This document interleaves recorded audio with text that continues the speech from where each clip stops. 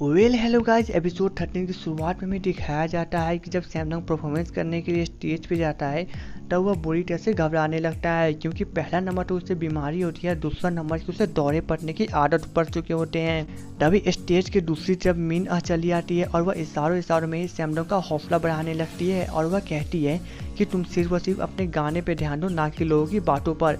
उसके बाद सैमडंग अपने गाने पे ध्यान देता है और वह काफ़ी अच्छी तरह से गाना गाता है। उसके बाद हमें अगले सीन में दिखाया जाता है कि मिन और मिस्टर कैंग सैमडंग के डॉक्टर से मिलने के लिए गए हुए हैं, जहां पर डॉक्टर कहता है कि सैमडंग को जो बीमारी हुआ है वह किसी प्रकार के गमला गिरने के कारण नहीं हुआ है, वह सिर्फ और सिर्फ सैमडंग की एक पुरानी बीमारी का लक्षण है जो कि एकाएक सामने आया है।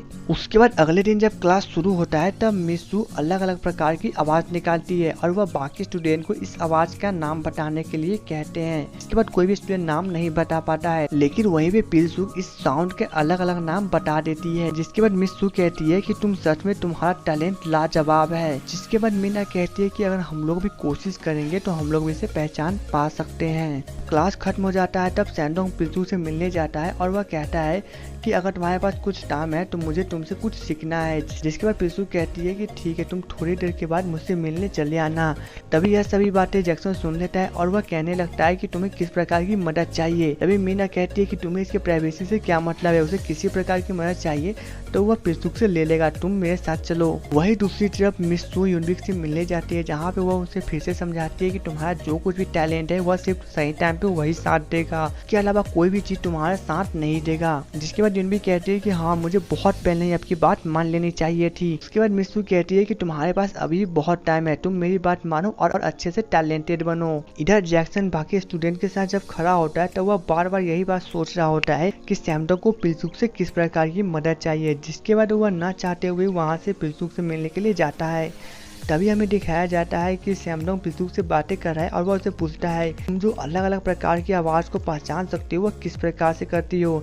तब पिलसू उसे बताती है कि सभी साउंड का एक अलग अलग आवाज होता है, यानी कि सभी साउंड अलग अलग प्रकार से वाइब्रेट करता है, तुम इसी को पहचान कर उसका नाम निकाल सकते हो। तभी यह सभी बातें मीन सुन रही होती है और वह देखती है कि जैक्सन वहीं पे आ रहा है। जिसके बाद वह जैक्सन से पूछती है कि तुम कहाँ जा रहे हो। तब जैक्सन कहता है कि मैं तो सिर्फ यहाँ से लाइब्रेरी जा रहा था। मीना कहती है कि मुझे भी लाइब्रेरी जाना है, तुम मेरे साथ लाइब्रेरी चलो।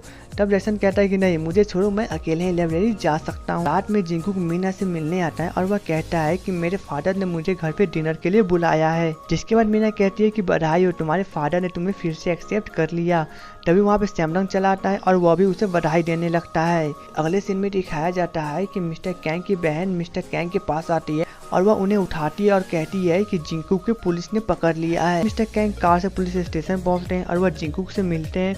पुलिस ऑफिसर से कहते हैं कि जिंकूक मेरी कस्टडी में रहेगा और आपको जो भी सवाल पूछना है आप मुझसे पूछ सकते हो। वह पुलिस ऑफिसर कहता है कि ठीक है, हम आप पे भरोसा कर सकते हैं और 2 दिन के बाद आप जिंकूक को यहाँ पे लेके चले आइएगा। पर वे लोग जब पुलिस स्टेशन से बाहर निकलते हैं तब मीडिया उन दोनों को घेर लेती है। इसके बाद मिस्टर कैंग जिंकूक को छुपते छुपाते हुए वहाँ से ले जाते हैं। उसके बाद हमें अगले सीन में दिखाया जाता है कि सैमडंग और मिन न्यूज देख रहे हैं, जहाँ पे पूरी तरह से न्यूज में सिर्फ और सिर्फ जिंकूक ही है। अभी न्यूज में कुछ कैमरा का सीन दिखाया जाता है जहाँ पे जिंकूक एक आदमी को बुरी तरह से पीट रहा है। अभी वहाँ पे मिस्टर कैंग चले आते हैं और वह टीवी बंद कर देते हैं और वह कहते हैं कि जिंकूक अभी क्लब हाउस में गया हुआ है और वह आज रात वहीं पे रहने वाला है। उसके बाद सैमडंग मिलने के लिए जिंकूक के पास जाता है। उसके बाद हमें अगले दिन का सीन दिखाया जाता है जहाँ पे जिंकूक की यह खबर पूरी तरह से कॉलेज में फैल चुकी होती है। तभी वहाँ पे कुछ स्टूडेंट जिंकूक के बारे में झूठी झूठी बातें करने लगते हैं। उसके बाद वह सैमडंग का पब वाला दोस्त वहाँ पे चला आता है और वह कहने लगता है कि अगर अब से तुम लोगों ने किसी भी प्रकार की झूठी बातें करना शुरू किया तो मैं तुम लोगों को नहीं छोड़ूंगा। और इतना कहने के बाद वह वहाँ से चला जाता है।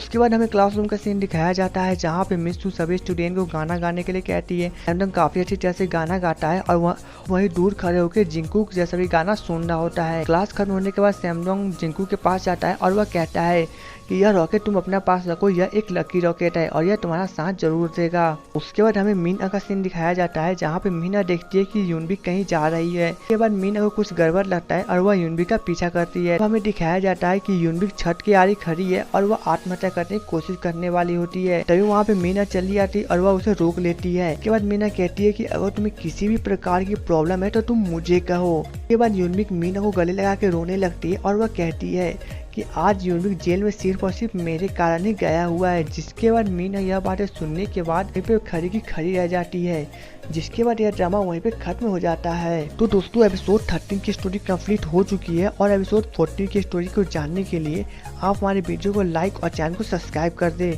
तो चलिए दोस्तों मिलेंगे नेक्स्ट वीडियो में, तब तक के लिए goodbye and take care.